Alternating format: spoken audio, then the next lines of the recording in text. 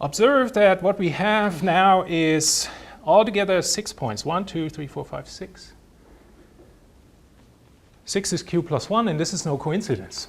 A conic in the finite plane of order q turns out to have exactly q plus 1 points. Wait a moment. I have slightly lied. We have to discuss what it means for the conic to be non-degenerate. This is not true in general. There are exceptions. So I'm using the word conic already, so let me just define for you the conic. The zero set of a homogeneous quadratic polynomial in 3 variables. So the general conic looks like this: ax squared, by squared, cz squared, dxy, exz, f yz. Yeah, equal to 0. You altogether have 6 coefficients in the conic, in the conic equation. So the conic, if you want, the conic is the set of points x, y, z, such that this whole thing is equal to 0. And so you obviously want to establish the relation between the coefficients and the conic. Yeah, you have these coefficients, these 6 coefficients, and you ask yourself, is there a one-to-one correspondence? And the answer is no. You're many to one. There are many conics, many equations for the same objects. And the reason is, to make this equation 0, you could also multiply by lambda, and it would still be 0. So with every a, b, c, d, e, f,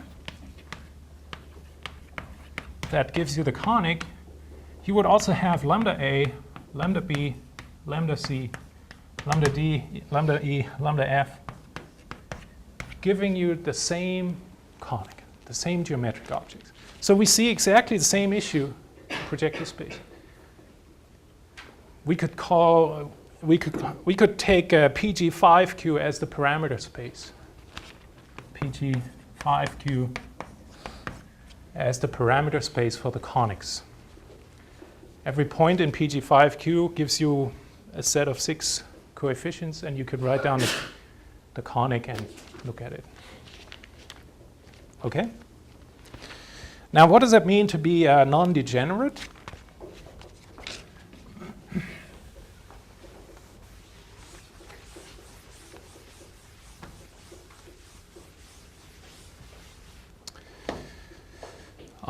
The conic is non-degenerate.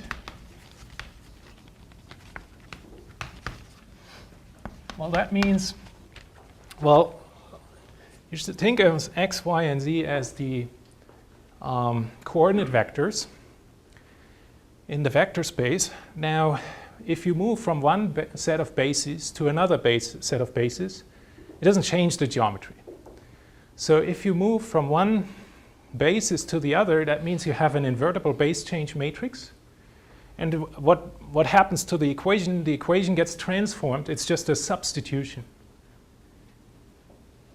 And so we want to consider 2 conics to be the same when you get from one to the other under a substitution, linear substitution of the variables. Okay, so that's the notion that corresponds to base change. Base change doesn't change the object. So we need to consider this. And now what could happen is you could have one equation here for a conic. You do a base change, and all of a sudden, let's say z is gone. That can happen. You can have an equation in x, y, and z. If you do a linear transformation, suddenly you eliminate a variable. in that case, we would say that this equation or this conic was degenerate.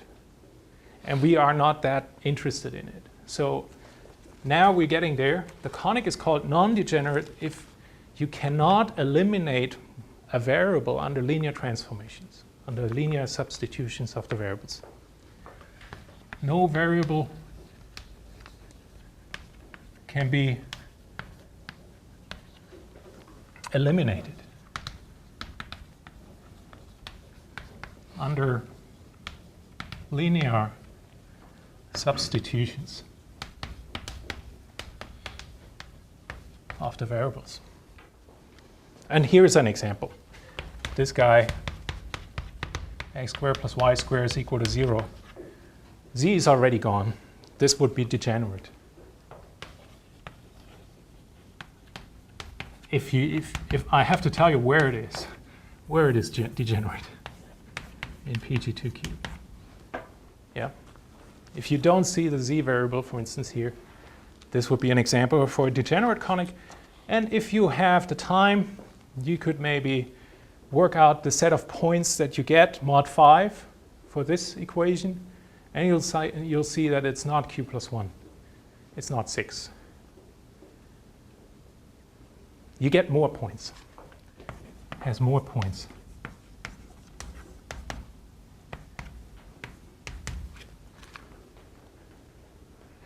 Roughly speaking, what happens is you have an equation in the subspace. X and y would be in the subspace the projective line. You would have to find the points on the projective line satisfying this, and then you just pull it up in the z direction. Yeah, like a cylinder. So what happens is you will find 2 points over here, 1, 0 and 0, 1 on the projective line. 1, 0 and 0, 1. And now what you do is you go up in the z direction. You will find that you have 2 lines. Okay, geometrically this object looks like 2 lines. By the way, these 2 lines will intersect somewhere. So what you get is, let's do the count. Q plus 1 points here, Q plus 1 points here, subtract 1, 2Q plus 1 points. So you would find 11 points. Just, if you have time, you can check this by yourself. So let me just write down a few things that we talked about, and some things are new. But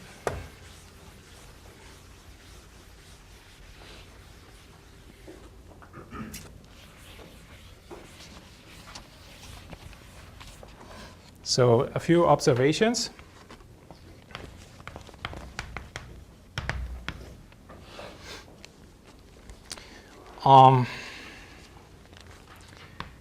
In PG2Q,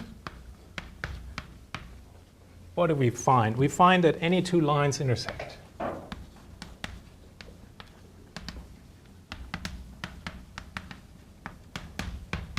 Okay. This was a surprise because we always ask the question, what happens to parallel lines? Do they intersect or no? Well, the answer is in the projective planes they intersect. And this would be a good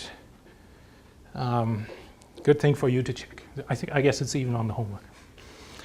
The other thing that we find is that in PG2Q, any point is on Q plus 1 lines. Remember that we talked about the pencil in the beginning. The pencil is always Q plus 1 lines on a point if you are in the projective plane for the Q. Any line has Q plus 1 points. We've observed that. We studied PG1Q. That was our first example. We found Q plus 1 points. The other thing is that in PGNQ, so this is true in any dimension, any 2, when I say any 2, I mean any 2 distinct. Any 2 points determine a unique line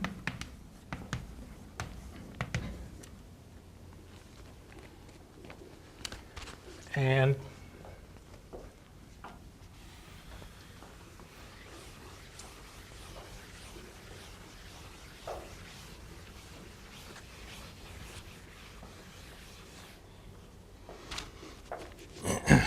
now a few things about conics. So a conic is determined by 5 points. Remember, we said we have 6 coefficients, but we have a linear dependency on the 6. So we need just 5 equations to figure out what the conic is. Okay? And then the other thing is, I'm just observing this, I'm not proving this. When C is non-degenerate, then if you intersect the conic with a line, it intersects in at most 2 points. And this is true for any line.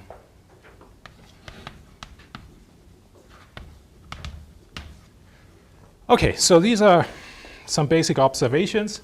And now going back to this reverse engineering thing that I discussed. So let's say if you were to make axioms for the projective plane, well, obviously you don't want to talk about conics, but what are the things that you want to postulate? You want to have that any 2 points determine a line, a unique line. Yeah, the geometric intuition just tells us if you have 2 points, you have a line. The other thing, that if you have 2 lines, you have a point of intersection. This is also very beautiful. So you want to start out with just these 2 axioms and wonder what kind of objects you would get. Okay? Does anyone have seen this axiomatic approach? So basically, I'm cutting the story short for you. I mean, this has been done over, I guess, end of 19th century. Hilbert was famous for writing down axioms for geometry. Famous book by Hilbert, Foundations of Geometry, 1894, still in print. You write down these axioms, you find that you get some weirdos. So you get that the projective line trivially matches this. You get that if you take a line and a point outside, trivially matches that. So you need to get rid of these weirdos because you don't want to waste time studying these things. They kind of mess up the theorems that you want to prove. So you put in the following additional axiom. Okay, so remember, we have axiom 1, axiom 2. We put in one more, axiom 3. There is a quadrangle. There is a quadrangle. I haven't told you what a quadrangle is. A quadrangle is 4 points, no 3 collinear. So it looks like this. Okay, that's a quadrangle. And if you ask for the existence of such a thing, you can't have these guys. Okay, so you put in this axiom just to clean up the mess.